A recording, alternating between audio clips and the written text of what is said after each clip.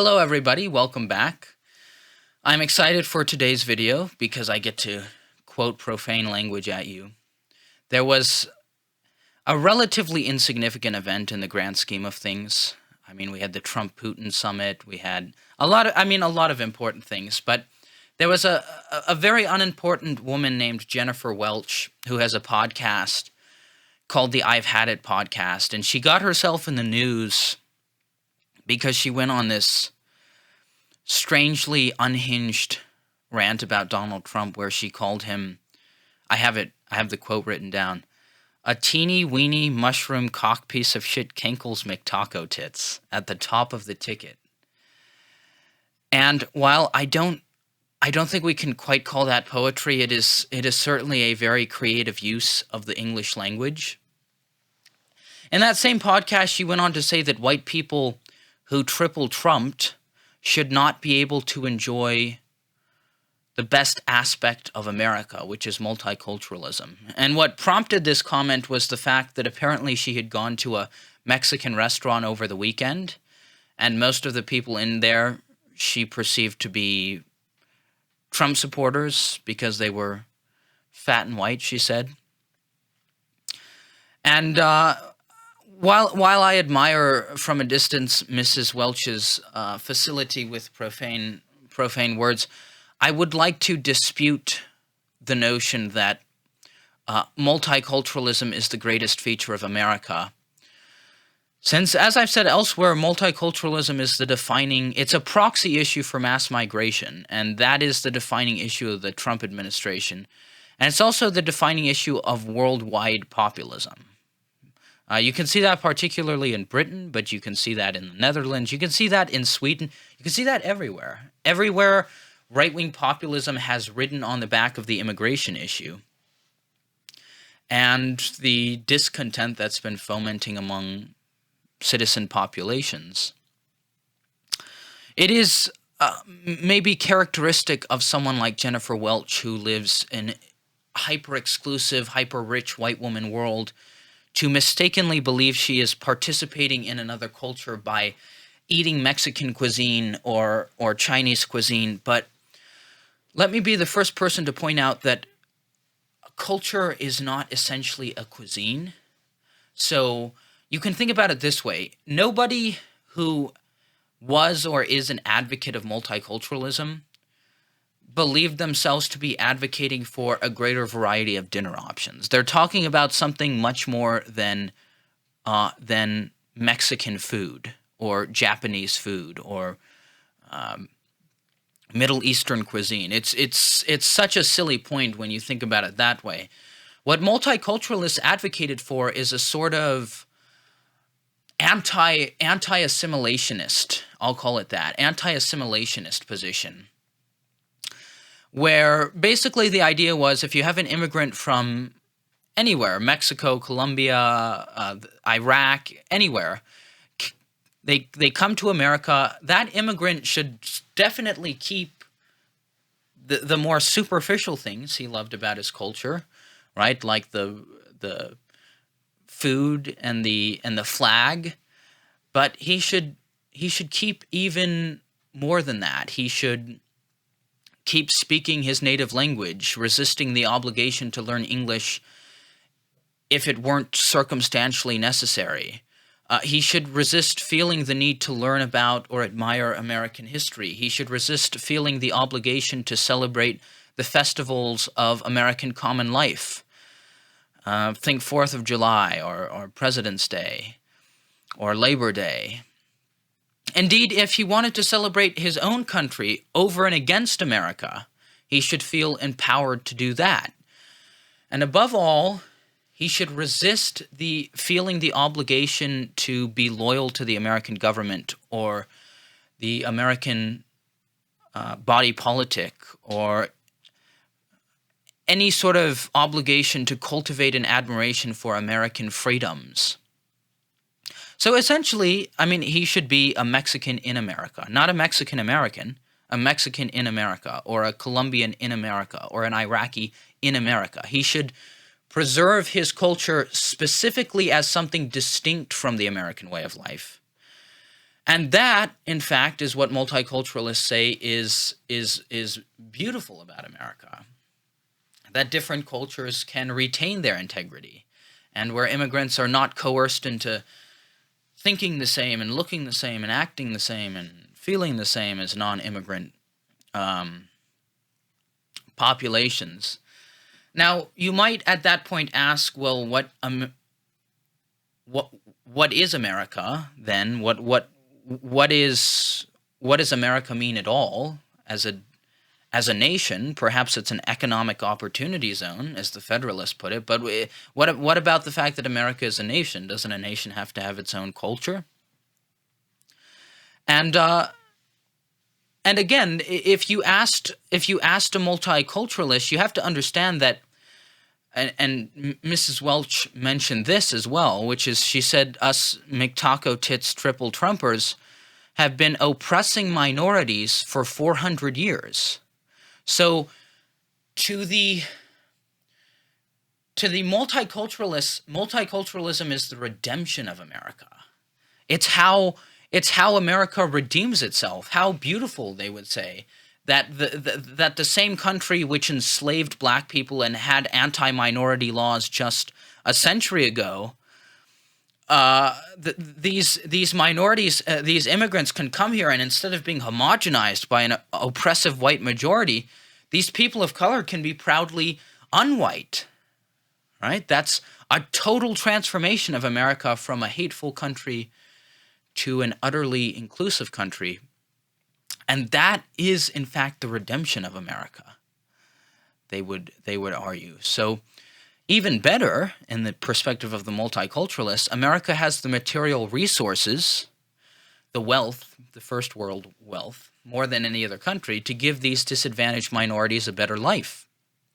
Whether that's through the welfare or largesse state, or through real employment and the quote unquote the American dream, which I have to remind you, the leftist is not above appealing to the concept of the American dream when necessary, even as the leftist in government does everything he can to destroy the American dream.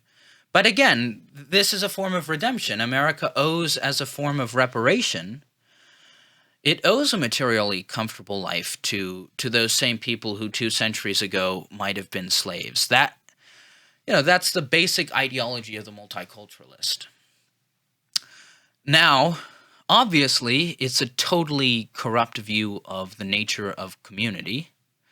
That's not what a community is, and we can get into that a little bit. But more pragmatically, it's just a bit of a catastrophe. There have been some people who have pointed out we had a brief but intense episode of multiculturalism during the Los Angeles anti-deportation riots. And, of course, there were many misguided Americans present, but there were also numerous foreign nationals there, and they were waving foreign flags specifically in opposition to American sovereignty, in opposition to lawful government action, in opposition to the expressed will of the American body of citizens who voted for a particular president and a particular set of policies which involved deportation. And it shows you how the ideology of the multiculturalist has become the ideology of many immigrants, which is that they're owed America. America is their birthright, perhaps more so than the descendant of perhaps more so than a native-born American, perhaps more so than any what Jennifer Welch would call fat white McTaco Tits Trump voter. It's the birthright of the world's poor to come here and redeem America by making it an inclusive and multicultural place. But it was obvious from the riots that we had, a disconcertingly large number of people who came to this country not to become Americans, but to be.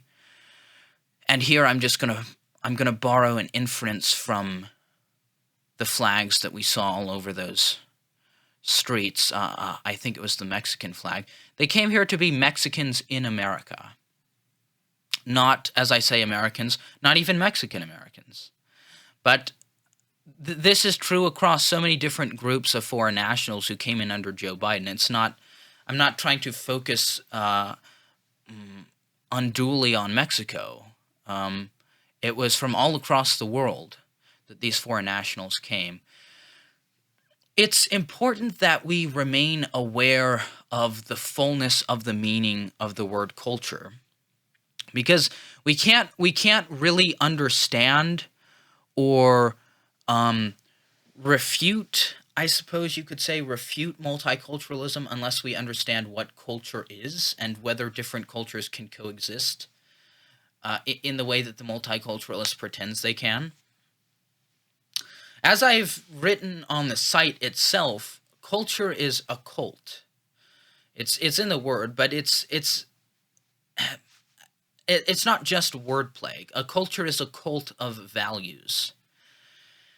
And in thinking about values, you have to think about the fact that values are structured, and in a coherent value structure, a coherent value structure is non-competitive.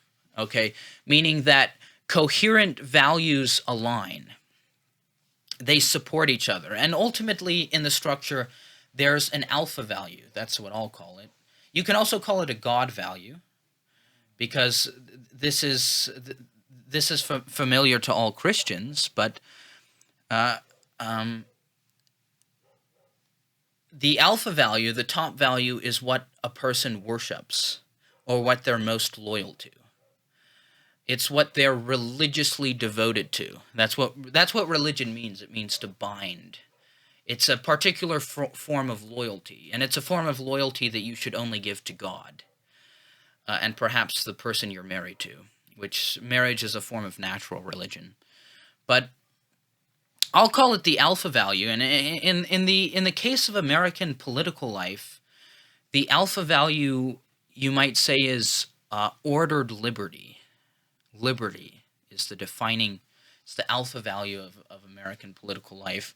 So in other words, American political life, our most important value is the enjoyment of life, liberty, and property guaranteed equally under the law to all citizens, right? And all of American political life, whether it's the Bill of Rights or our form of government or our ethic of self-reliance, all of those features of American political life are meant to support the alpha value. So they're meant to guarantee the enjoyment of life, liberty, and property as protected by a limited form of government. Now, I would like to take this opportunity to talk a little bit about American history, because there's a central event in American life, in the life of our country, which is an excellent example of why multiculturalism is dysfunctional. And even though I said multiculturalism is a proxy for mass migration, which it is in our own day, we can isolate multiculturalism as a phenomenon and think about it just for the next few minutes as separate from mass migration, because even though, mass migration has been a terrible scourge on this country, the first, what I would call, major instance of multiculturalism in American political life was, in fact, the era of the Civil War. And what I mean by that, I'm sure most of you are familiar with Dinesh D'Souza. He's a podcaster, author, filmmaker. Anyways, I really like his work as a historian. I think he's maybe I have to admit to you, I don't read a whole ton of history books.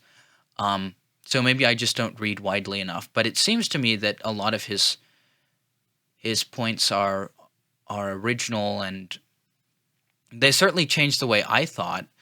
But he, if you've read his work, he characterizes the Civil War as basically a political war rather than a geographical war.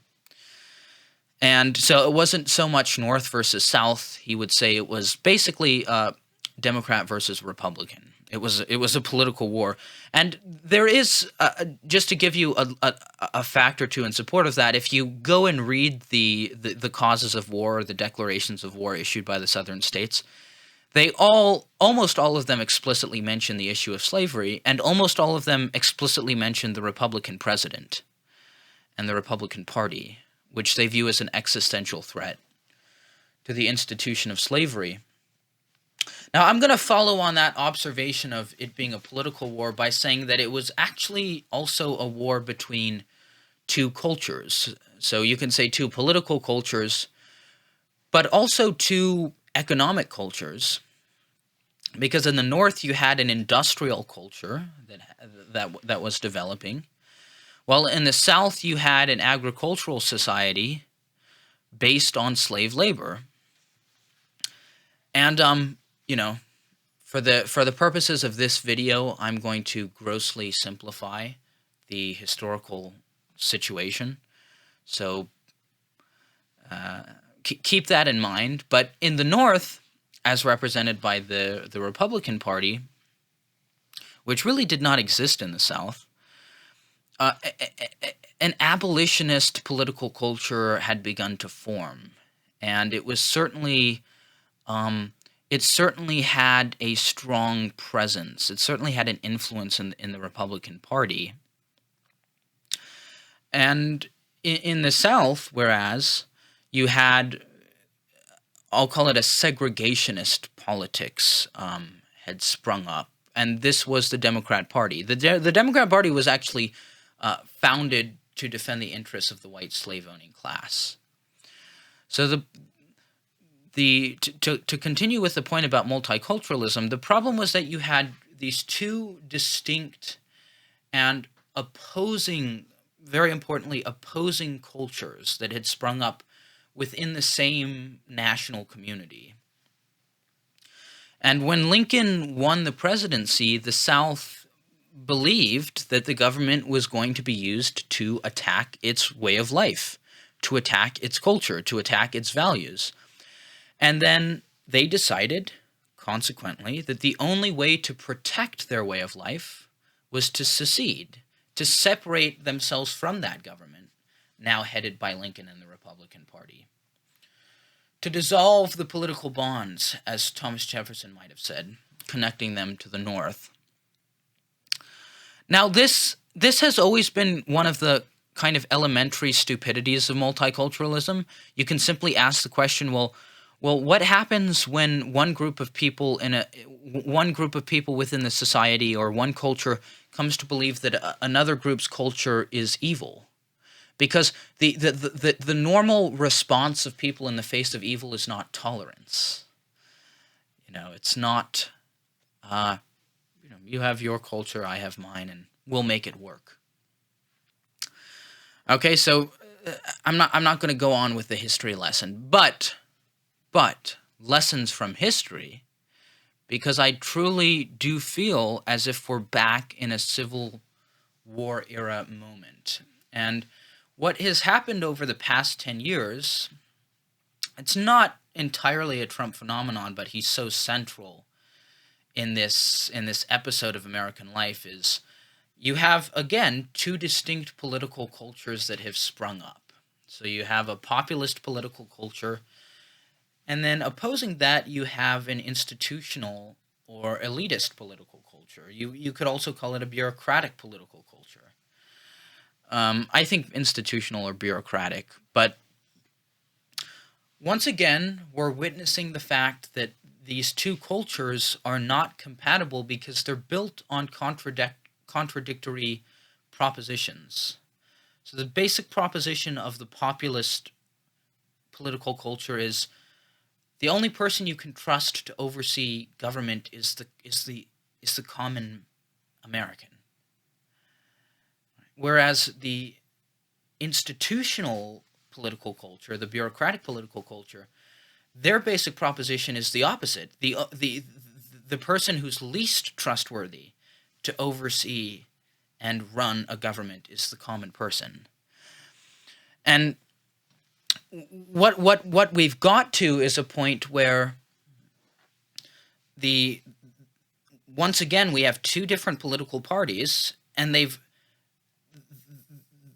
come to be the protectors of these two different political cultures. So the Democrat Party is now the protector of the bureaucratic political culture, the institutional, the elite political culture, whereas the Republican Party, largely, almost entirely thanks to Donald Trump, is now the protector of the populist political culture. And what this has done is that, half the country who belongs to the Democrat Party, it's not half the country, but for the purposes of this video, half the country who are Democrats and half the country who are Republicans, what we're seeing play out is that when the opposing party wins, half of the country feels like the South did, that the government is going to now be used to attack their way of life and to attack their values and to attack their political culture. And that's why we are what we witnessed even over the past 4 years. We are witnessing what I would call it genuine asymmetric warfare. Street violence, jailing of political opponents, assassination attempts. All those are present, but more importantly, more importantly, we're back to the same cultural position, the same moment that we were at when we fought a civil war against one another, which is half of the country believes that the government is going to be used to attack their way of life. And the problem with this is that it's an inheritance of America. It's part of being American that we all intuitively understand that the government exists to protect our way of life, not to attack our way of life. And so even if we didn't have the phenomenon of mass migration, which has so exacerbated the problem of multiculturalism, and it's resulted in what I would call importing,